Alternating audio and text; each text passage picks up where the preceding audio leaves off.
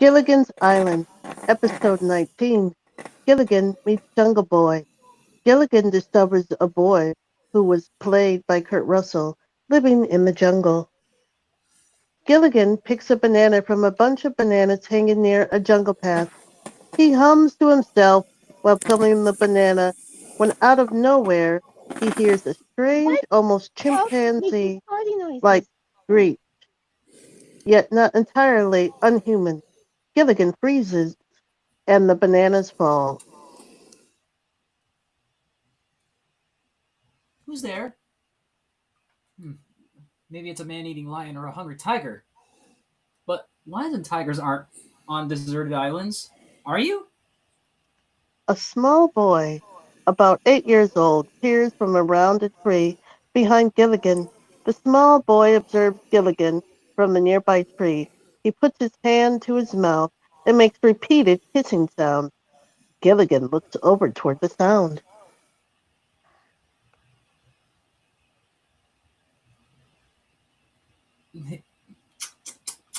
It's a boy. The jungle boy climbs a tree. It's a jungle boy. Gilligan watches as the jungle boy climbs a tree. Wait for me, kid. Wait for me. The jungle boy lets out the same strange chimpanzee-like vocalization and swings from the tree on a vine and leaves.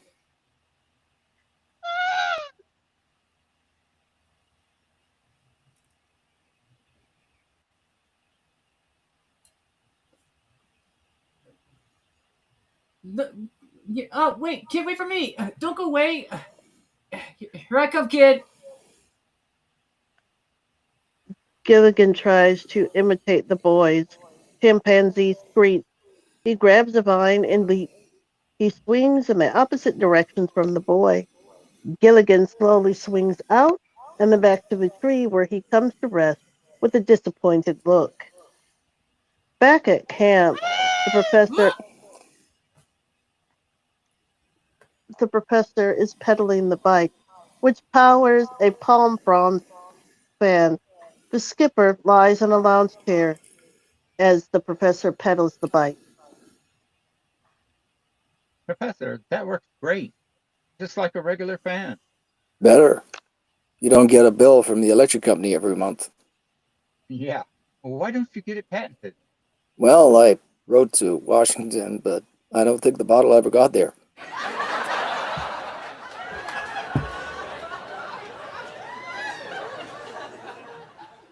Gilligan runs up in an agitated state. Skipper, you should have seen him swimming from tree to tree. Who, Gilligan? Who? A boy, a jungle boy. One minute he was there, the next he was gone. Then he was back again. Well, I'm glad he got back. I was beginning to miss him. There's a boy out there. Honest, Skipper. The skipper points to himself and then the professor. Oh, Gilligan. Me, Tarzan. You, Jane. Him, boy. No. The boy's small. Hard to tell.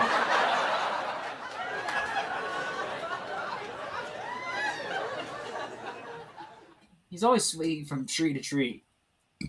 Gilligan, once and for all, I've had it. I've had it. Had what? You and your fantastic story. Are you sure it wasn't a monkey, Gilligan? No. Monkey is short. Real short. And his hair's all over it and kind of goes, Gilligan continues to make chimpanzee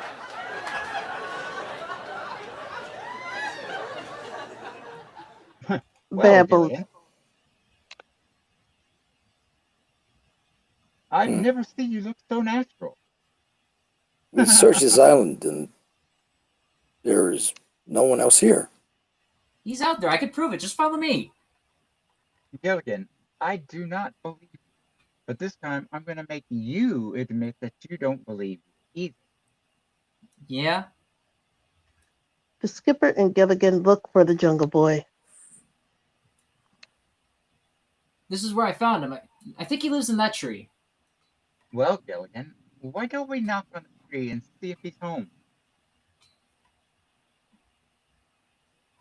Skipper, I saw him, honest. I was right here on this very spot a little while ago. Well, obviously he's not here now. Gilligan, let's go back. But wait a minute, Skipper. Wait a minute. Well, honest, I just saw him. Wait a minute. Gilligan calls out. Boy!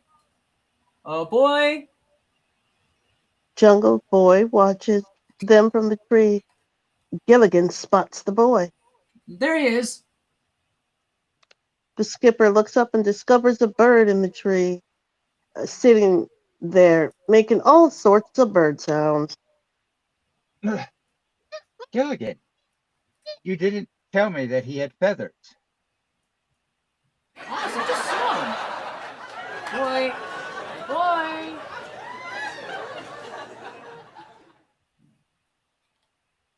Gilligan looks up in the jungle canopy, searching for the Jungle Boy. I hear him. Gilligan looks up and follows the sound with his eyes. He's back in the tree. Gilligan looks up. The skipper takes off his hat, leans back and looks up. An egg drops down from above and hits him in the face. The skipper holds back his anger. Gilligan turns his back to the skipper and looks sheepish.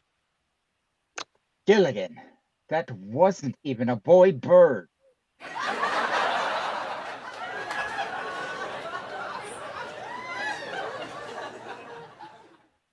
The Jungle Boy swings through the jungle and lands behind Gilligan, who sits on a dead log. The Jungle Boy approaches from behind and makes the same kissing sounds he made earlier. Don't do that. I know you're not there. The Jungle Boy walks towards Gilligan and meets him face to face. Gilligan immediately gets up and grabs him by the arm. Oh, well, where were you when I needed you? Skipper? The Jungle Boy smiles as he mimics. Anybody?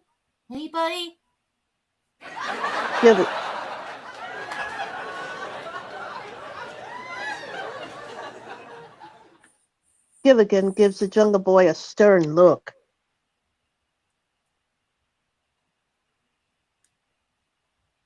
Don't do that. The Jungle Boy thinks it's funny.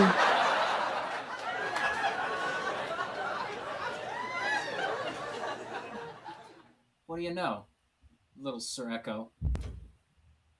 The Jungle Boy is holding a coconut and signals Gilligan to go play with him.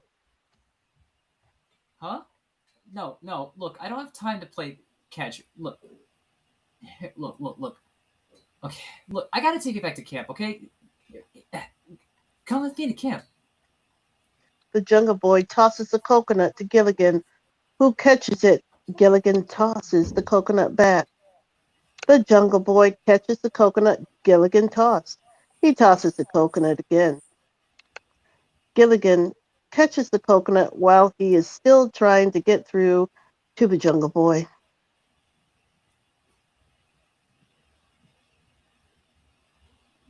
You understand?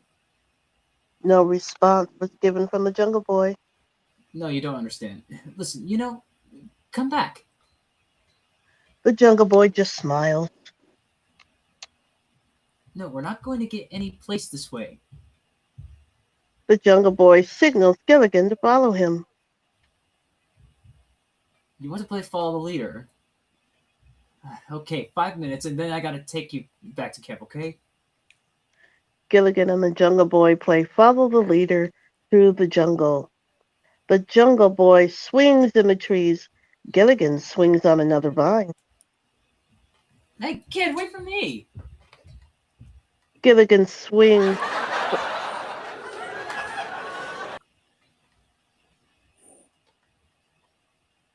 but he's too low on the vine and ends up skidding along the ground on his bottom.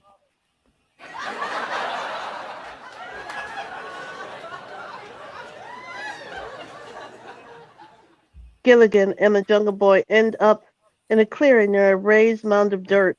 In the center of the mound is a rock. We can hear the sound of escaping gas as he approaches.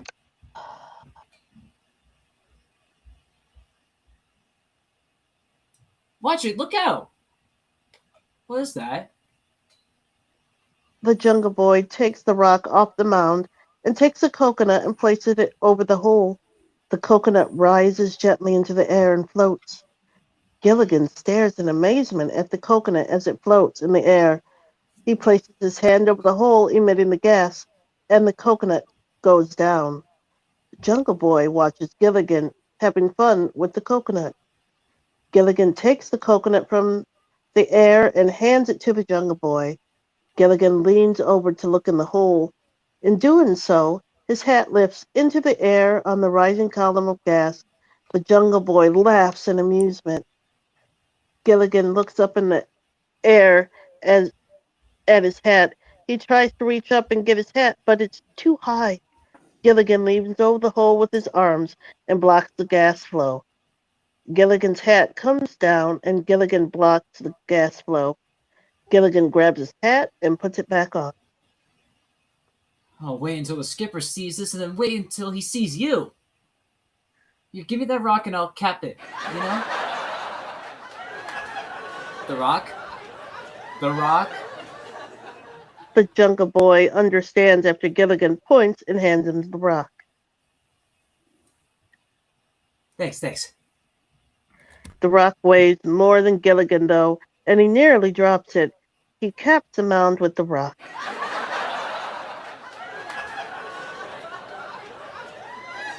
Alright, come on, let's go back to camp. The boy doesn't respond. You know, follow the leader, remember? Follow the leader, remember? This way. Come on. Gilligan is bent over and hopping like in leapfrog. As he does so, the Jungle Boy understands and begins laughing at Gilligan's antics. Both he and Gilligan go hopping off into the jungle.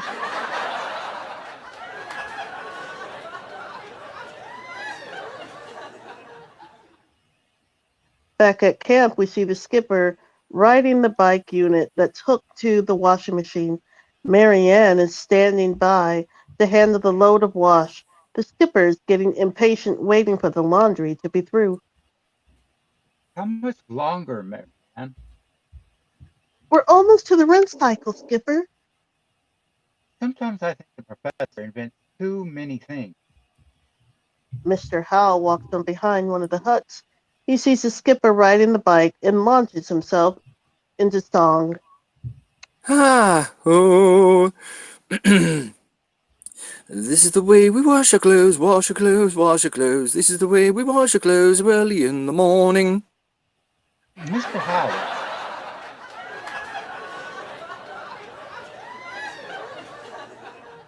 how would you like it if I put you in the driver's seat? Sir, are you suggesting that I stoop to manual labor? Congratulations, you got it right the first time.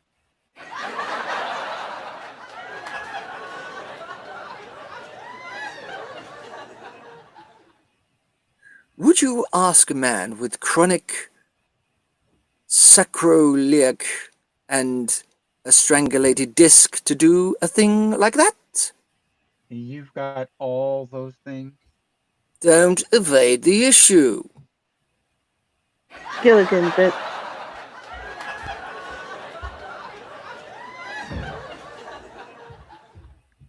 Gilligan bends over and hops through the jungle. They see Gilligan and stare in surprise. Gilligan hops along. The group continues watching Gilligan's antics. Gilligan hops up and stops in front of them. Gilligan remains bent over. All right, Gilligan. Made it. Come on, Frank Buck. Stand up straight. You gotta help me, Skipper.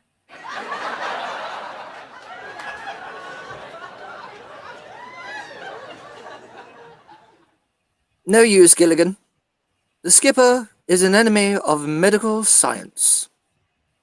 The skipper gets off the bike and uses his knee in Gilligan's back to help straighten him up. His back is fine. It's his head I'm worried about.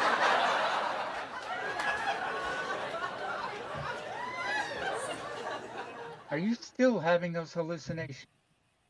Nope. Found the Jungle Boy. Found a kind of gas that floats things, and we played around for a while and we came back. A jungle boy? Like the one over there. Gilligan points over to where the Jungle Boy is waiting. The skipper has his back to the boy, so he can't see him. He also doesn't even turn around to look. The Jungle Boy just watches from a distance. Gilligan, if you say Jungle Boy once more, I'll... A jungle boy.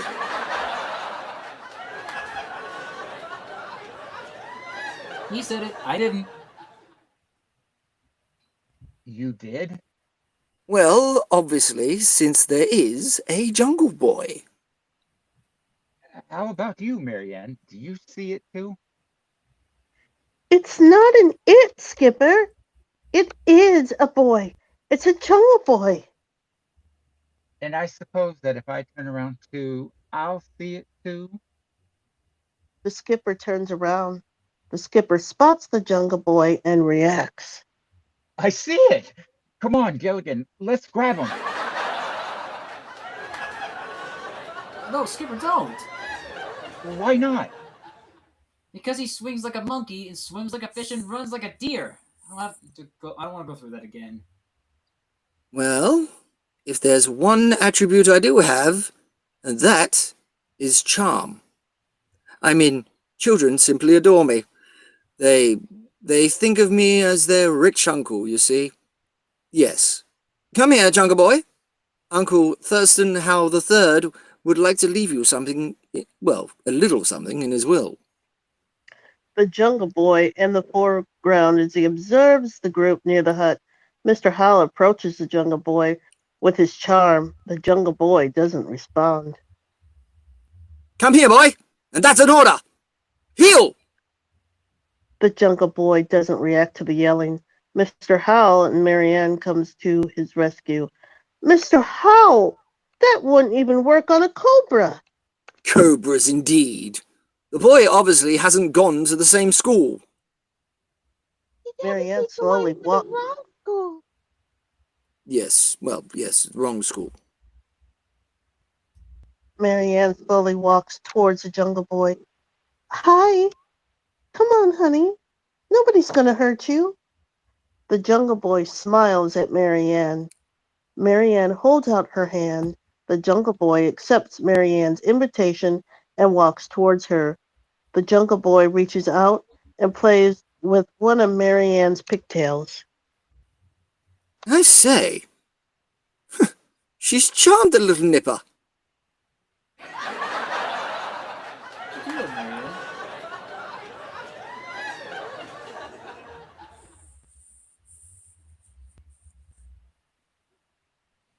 How'd you do that, Marianne?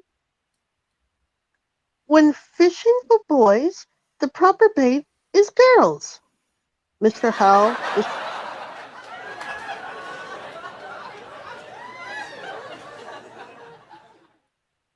Mr. Howell, the skipper, and Gilligan walk over to Marianne and the Jungle Boy. Good work, Marianne. Now, maybe he can tell us something that'll help us get off the island. How long have you been here? How close are we to Hawaii? And how can we get off this island? Island? No. You don't seem to understand. Now, you tell your Uncle Thurston how to get off this ridiculous island, and when we get back, I'll give you a substantial reward. like matched luggage. Luggage?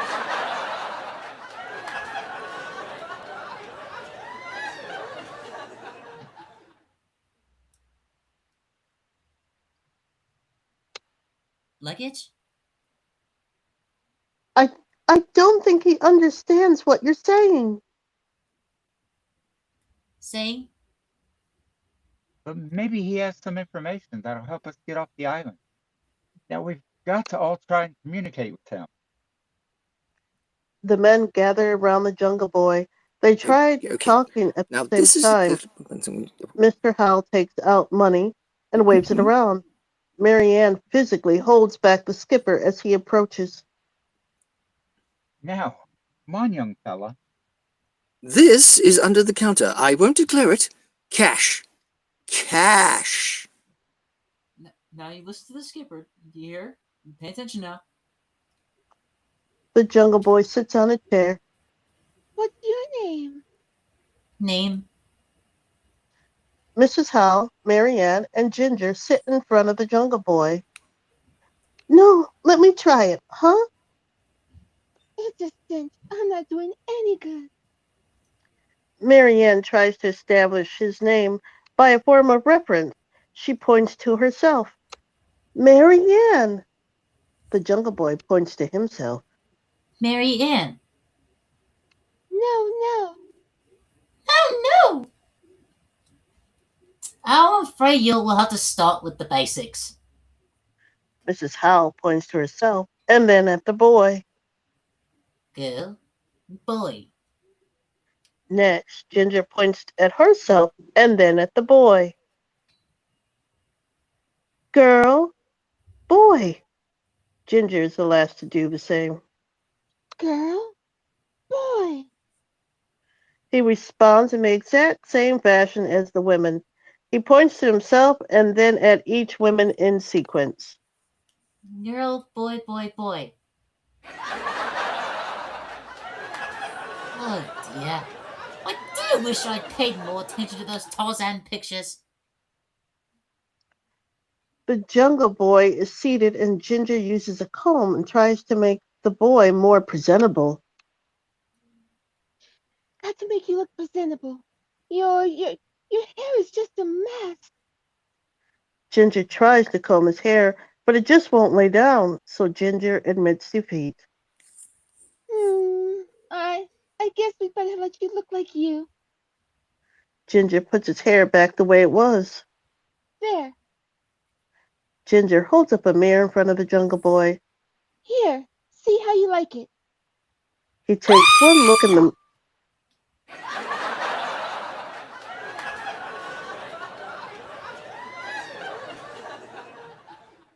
The Jungle Boy runs out of the hut. Mrs. Howell sits across the table from the Jungle Boy. There's tableware on the table.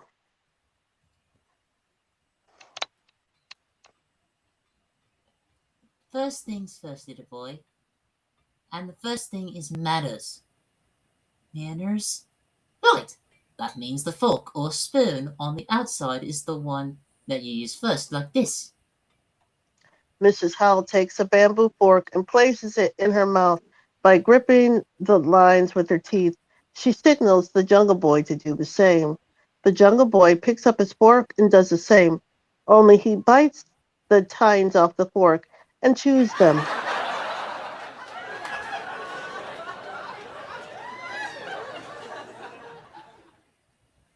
Later that night, the Jungle Boy sleeps in a tree. Mrs. Howell wears a sad expression as she stares up at the tree. Meanwhile, Mr. Howell pouts in bed. No, lovey, no, definitely not.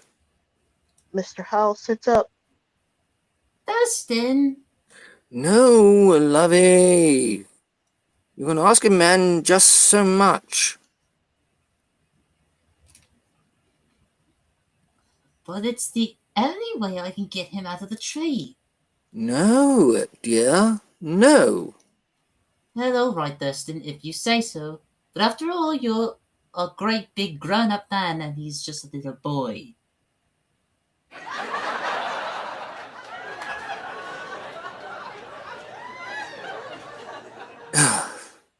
Well, all right. Mr. Howell gives Mrs. Howell his teddy bear. Aw. The Jungle Boy is sleeping, holding Mr. Howell's teddy bear.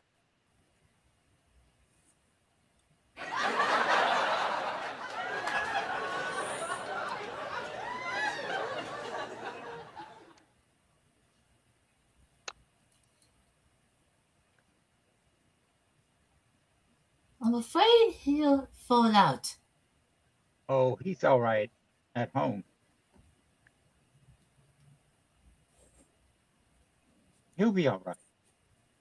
You know, in Newport Beach, one doesn't sleep out in the backyard like that.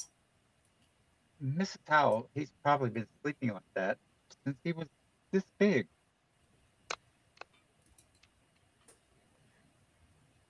A large rock sits atop the gas-emitting mound. Gilligan, standing nearby, takes the rock off the top and throws it down. The skipper and professor stand near the mound. Gilligan demonstrates the gas.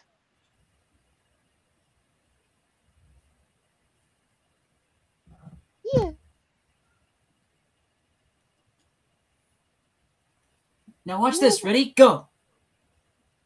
Gilligan places his hat over the opening and it rises in the gas stream. Everyone stares in amazement and laughs. The Jungle Boy is amused at Gilligan's antics. Yes. Well, Yeah. Gillian, I don't understand this, but I've got to admit you were right. It really is something, huh? It appears to be odorless and colorless. Not only that, you can't see it or smell it. Isn't that what I said?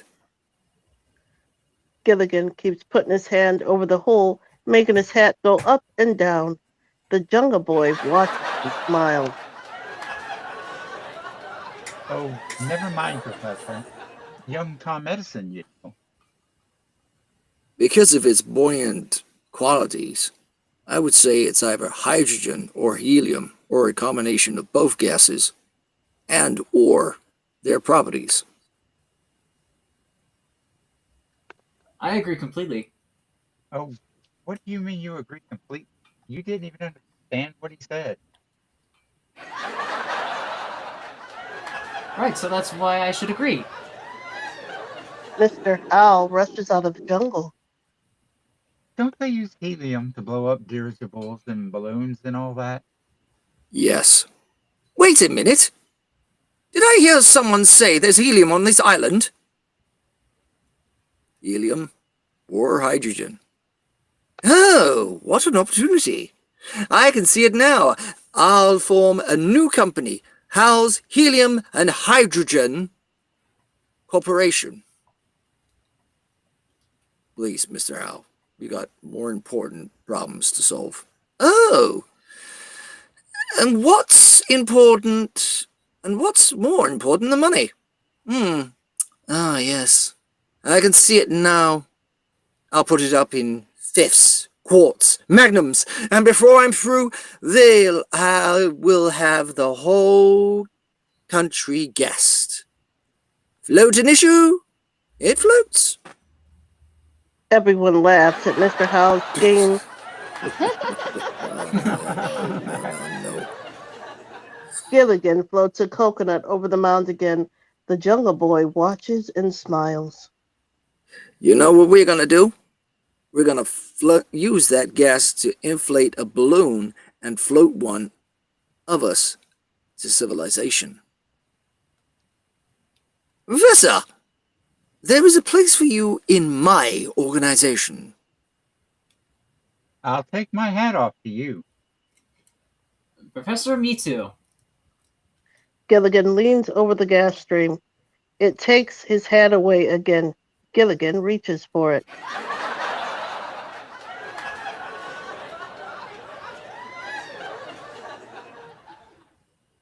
Back at camp, Marianne pedals the stationary bike.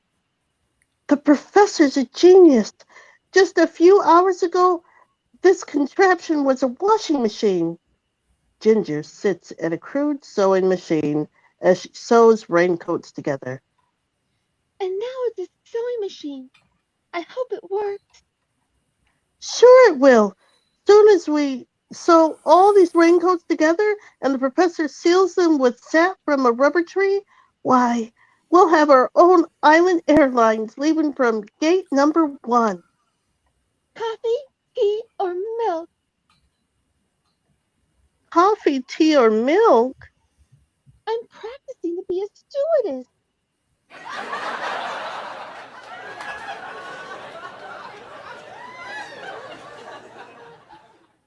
The Jungle Boy watches the girls from the foliage. Gilligan enters wearing a bulky raincoat.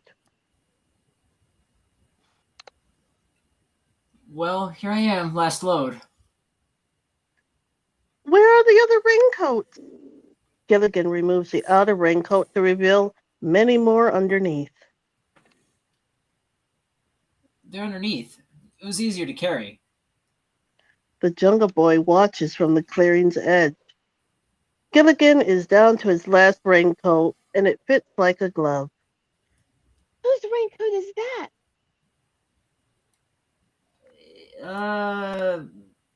It's mine. It shrunk during the rain.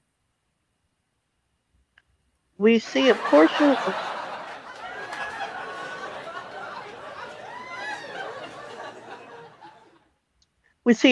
of the balloon made from raincoats. The arms of the raincoats are inflated and stick out in all directions.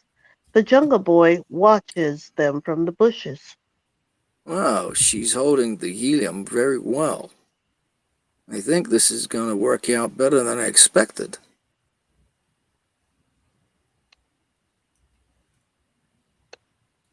Looks like a trench coat for an octopus. Gilligan.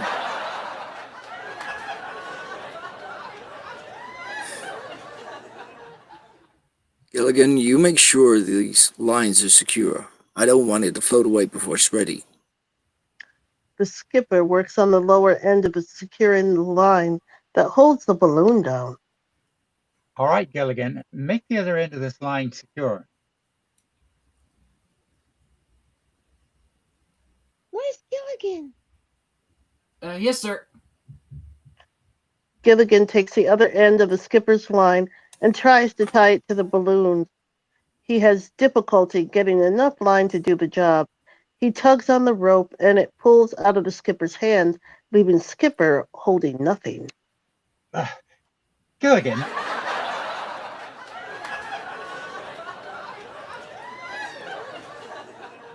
may I have my end of the line? The skipper yanks the cord out of Gilligan's hand, spinning him around in the process. Gilligan looks confused. He grabs the longest portion of the rope and shows the skipper. You got the short end. You should have the long end like mine, or like me.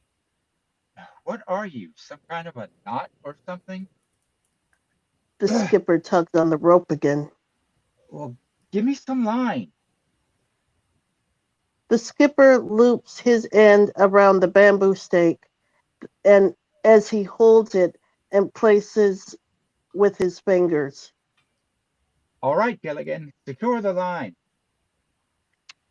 Gilligan goes back to work and gives the line a strong tug to secure it, and it catches the skipper's fingers between the rope and stake. Oh, my finger! The Jungle Boy laughs.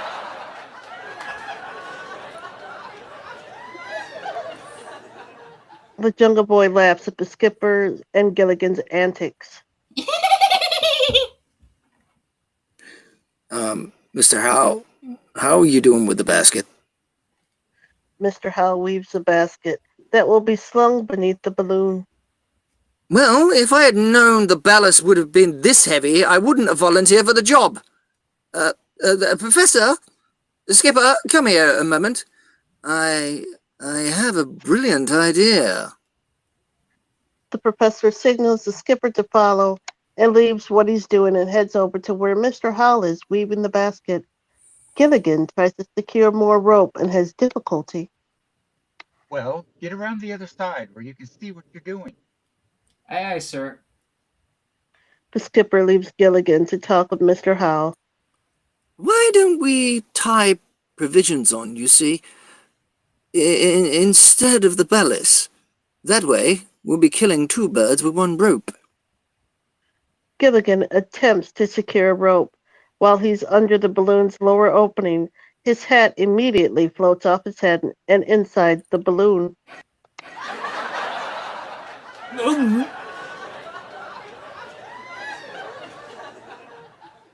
The Jungle Boy just watches with curiosity. Gilligan climbs on top of the mound and stands inside the balloon with only his legs showing. He begins to rise up into the balloon and out of sight. Gilligan floats in the balloon as he tries to catch his hat.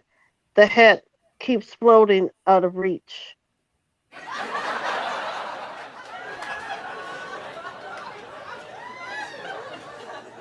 Speaking of mines, where is Gilligan?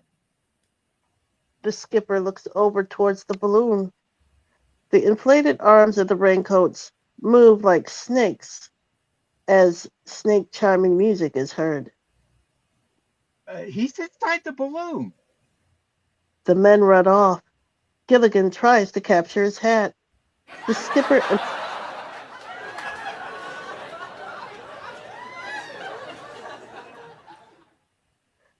and Professor try to figure out how to get Gilligan out of the balloon. Wait a minute, Skip. Let me cap this balloon. The helium. The professor puts the rock over the mound's opening. Gilligan floats as he grabs his hat. The skipper and professor reach up inside the balloon and grab Gilligan by the legs. I got you.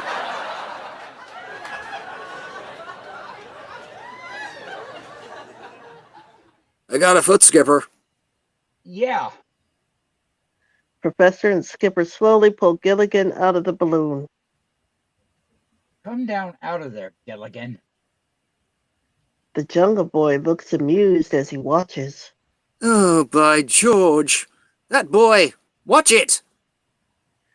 Gilligan has trouble getting his head out from beneath the balloon and its rope.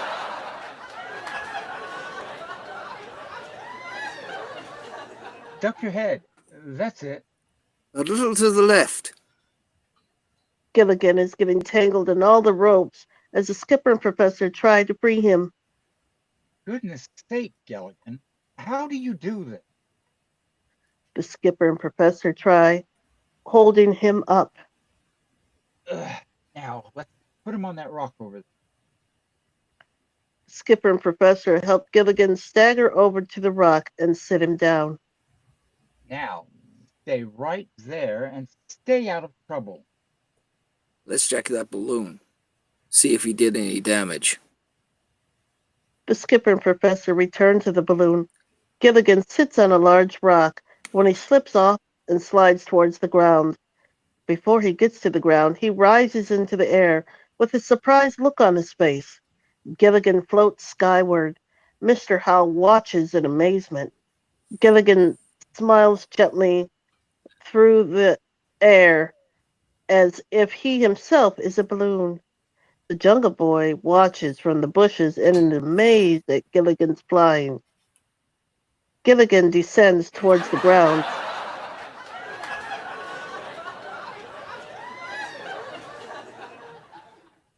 He gently steps up on the rock he was sitting on and leaps off. His facial expression says it all. He's delighted. He's still floating and having a good time. The skipper looks over at Gilligan and does a double take. Mr. Howe has a confused and worried look on his face. Gilligan, will you come down here? We've got a lot of work to do. The skipper and professor each grab Gilligan by the legs and pull him down. The skipper and professor think it's over and let go.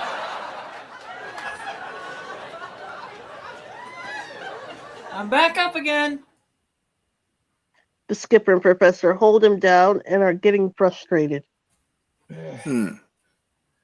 One thing I can think of, that's artificial respiration. Just squeeze the helium out of him. The skipper gives Gilligan a bear hug from behind. You mean like this?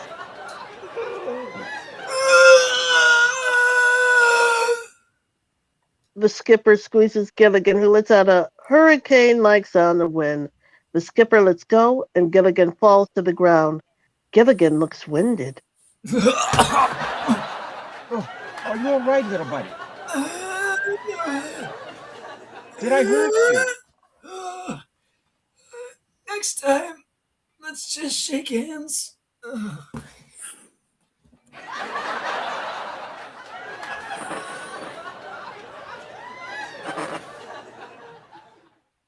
I still say I'm the one who goes in the balloon.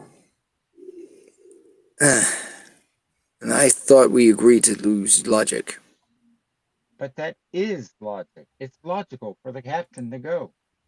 Well, I'm the richest man here, and I have something to say. Believe me.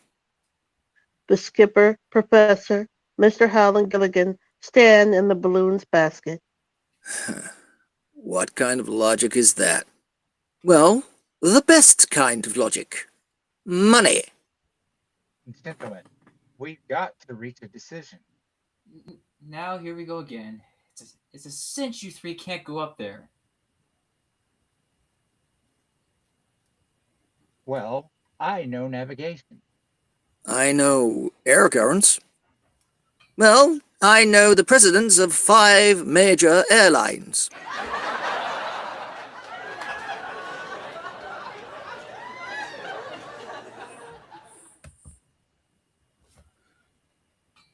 I know I'm not going up there in this thing.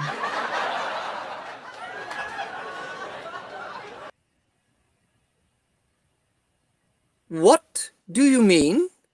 It'll be perfectly comfortable with Ginger as the stewardess, the skipper here as the pilot, and the professor as the navigator. I'll be more than comfortable. Mr. Howell, I do wish you'd listen. Only one person can go in this balloon. One person? No bubbly? No movies? Oh my God! That's a tourist flight. Exactly.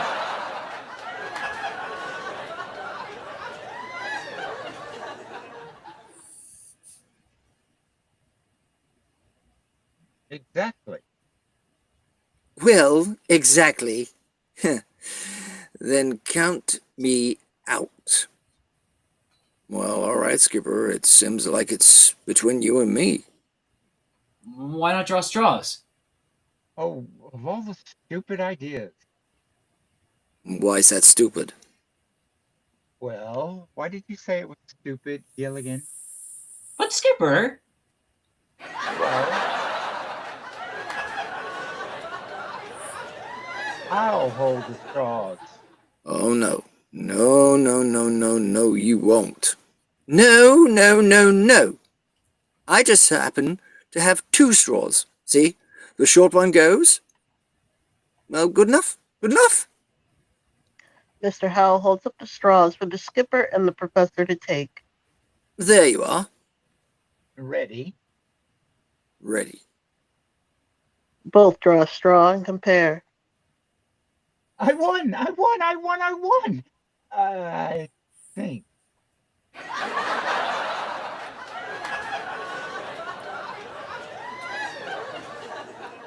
The skipper stands in the balloon's basket. Remember to call my broker, all right? The minute I land, Mr. Howell. And you'll call my agent. Oh, I've got his number right in my pocket.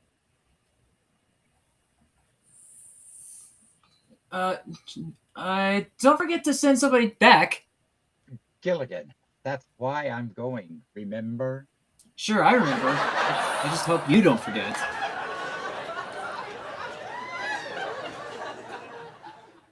All right. Everybody listen. Roger! That's Air Force talk. Wild blue yonder.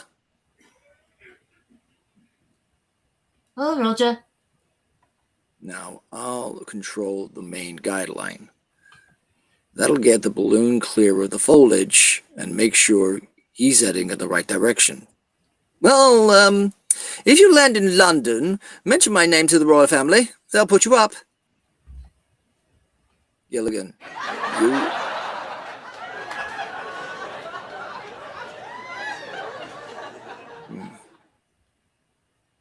Gilligan, you and Mr. Howell ready the sidelines. Daddy. The Jungle Boy wears Mr. Howell's brimmed hat, jacket, and ascot and watches the raincoat balloon launch. And I'll be ready to let go when I yell. Sorry. You be ready to let go when I yell. Roger! Gilligan, cast off that sideline. The skipper stands in the basket, arms folded and confident. I'll start the countdown. 5, 4, 3, 2, 1. Gilligan gives the tied-down rope a yank. The professor pulls on his release cord and stares up at the balloon. The skipper has a look of surprise on his face. I guess it's still too heavy, Professor. I'll throw off a little ballast.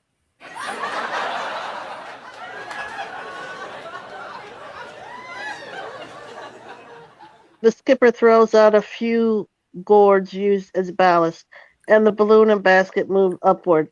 The castaways look up at the balloon as it moves skyward and yell out their farewells. Goodbye. Bon voyage! Bye! Bye. Bye-bye. Good luck, Skipper. Bon voyage! The skipper, who is not moving upward while the raincoat balloon does, the bottom of the basket broke under the skipper's weight, and the skipper desperately hangs onto the basket to keep the balloon from floating off. Pull the balloon back down. Everyone but the Howls grab for the balloon and hold it down. I haven't got 6 claws. Really, Lovey, I can't stand an Jungle Boy just watches with amusement. unsuccessful attempt.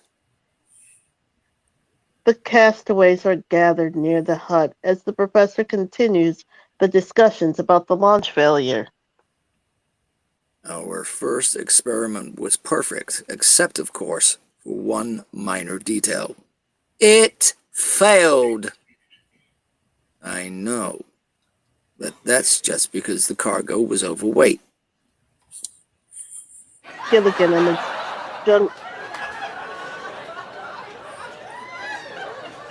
the Jungle Boy shoot spit wads at each other as the discussion continues. That's you, Skipper. Be quiet, Gilligan. The professor's trying to explain something to us. Go ahead, Professor. So the weight problem eliminated, everything else worked out scientifically. Now, I've computed the cross-Pacific air currents, the rotation of the Earth, our latitude and longitude, and the jet stream, which goes directly to Hawaii. He wore out 2 whole pencils.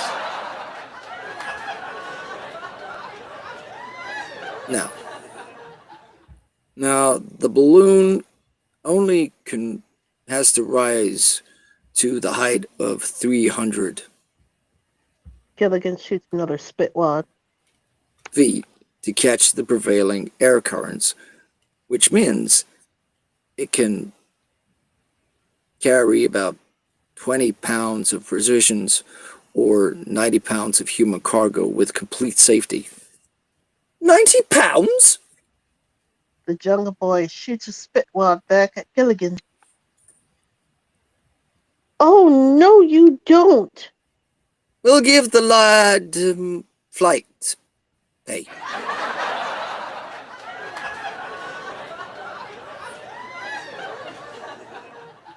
Oh, Marianne, I assure you he'll be perfectly safe. And we can put a note in his pocket explaining our situation. You know the professor's got a point. Well, you can't send that boy up in a crate. She's got a point too. But it'll sail itself. There's no navigation problem. You got a point too. Good point. The jungle boy is shot by Gilligan again with a spitwad.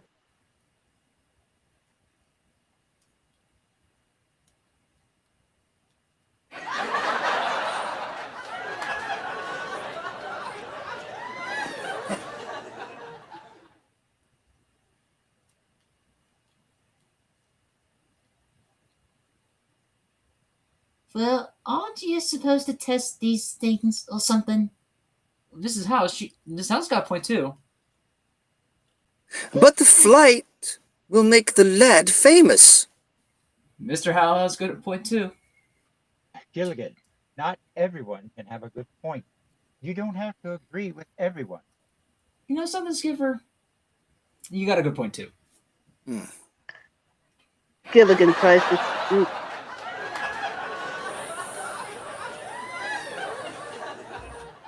Gilligan tries to shoot the jungle boy with a spitwad, but it ends up shooting right into the skipper's ear.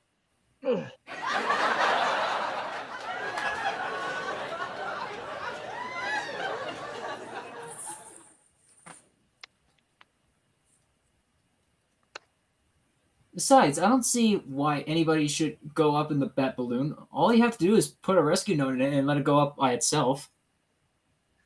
There's a long pause while everyone realizes Gilligan is right, and they all By start giving him Jove. praise. Yeah. That's Hey, That's fantastic! interesting. Great Good idea, That's idea! very interesting. Yes. Gilligan, that's a marvelous idea. The castaways tell Gilligan that his idea is good. That is Abs- wonderful! That's great. Absolutely Yes. wonderful. great idea, buddy. Thank you, Hmm. Gilligan. The jungle boy looks at the balloon with special interest. In the morning, the jungle boy stands in the raincoat balloon's basket. He cuts the tethers with a knife. After he cuts the last line, the balloon lifts off on its journey.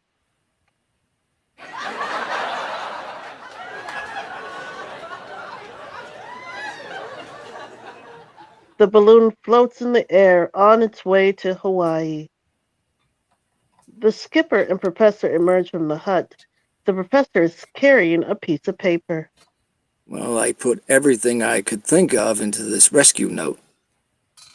So did I. As much as we know about longitude and latitude. And I offered a generous reward for our rescue. No, I knew you would love it. My note merely reads, double previous offer. Gilligan runs up to the men. Skipper, Professor, the boy's gone. He's disappeared. Well, maybe he went back to where he used to live to get a few things. What would he have? A formal loincloth?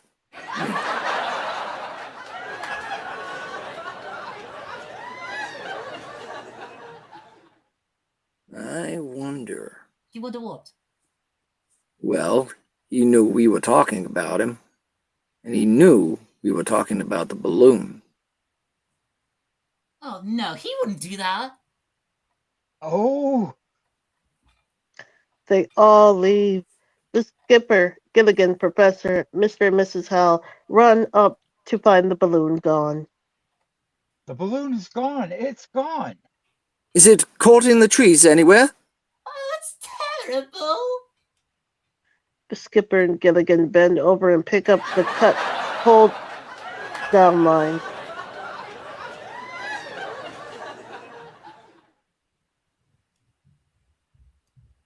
Oh, you sure must have used a sharp knife. Why, these are cut clean through. Oh, that poor boy. I assure you, Mrs. Owl, he'll be perfectly safe. Well, not only that, we'll be rescued. Because when they find him, then he'll tell them about us, and he'll tell him about the island, and he'll tell him that he'll to send a boat, and he'll tell them. Gilligan, just how is he going to tell them? He'll just say, "Boy, boy, girl, girl." No. The realization that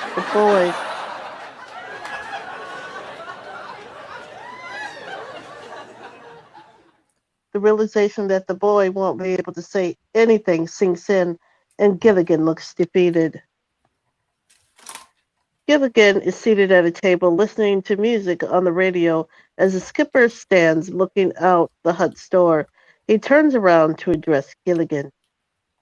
Gilligan, I keep telling you it was not your fault. Yeah, but I found him. Well, we can found him eventually. What? How about the helium?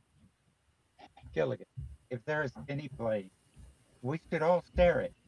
Now, we knew he was listening when we were talking about the whole thing. Ladies and gentlemen, we interrupt our regularly scheduled program to bring you a special announcement. Gilligan looks as if he's about to say something as the skipper leans closer on the table. He didn't say anything. Well, we're just about to now.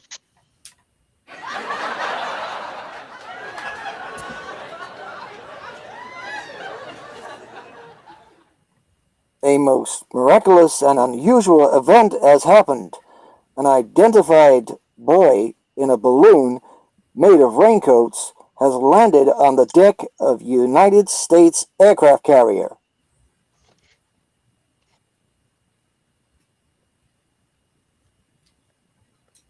Oh, he made it! He made it! Hey, everybody! He made it! He made it! Everybody! The skipper and Gilligan run to the door and window, running into each other in the process and yelling for the other castaways. The other castaways come running. Mrs. Howell, Ginger, and Marianne take up positions outside the window, while Mr. Howell and the professor enter the hut. Mr. Howell takes up position near the table. What is that? What is that? Listen. Of course, the mystery will remain with us for years, for it will take that long to find out who he is and where he came from, since all he can do is mimic. Oh.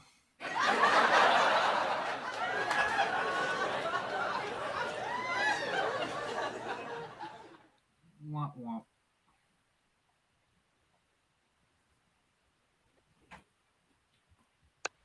He could use a fork. And he can comb his hair. Obviously, he didn't make the balloon himself. The boy's a pilot, not an inventor. He had help, but whom? Who? So far, all we've been able to get out of him is boy, girl, no, no.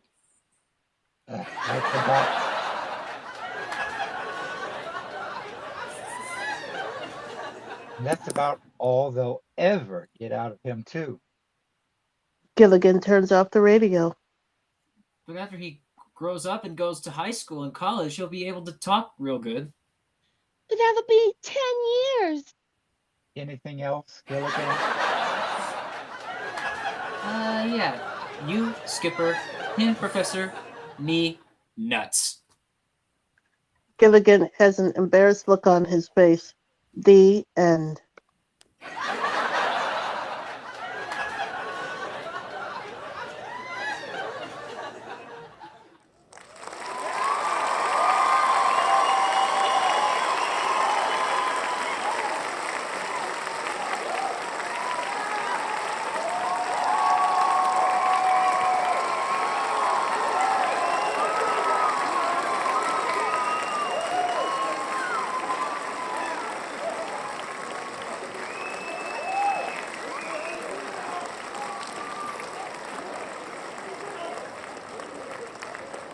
We have been Star Society.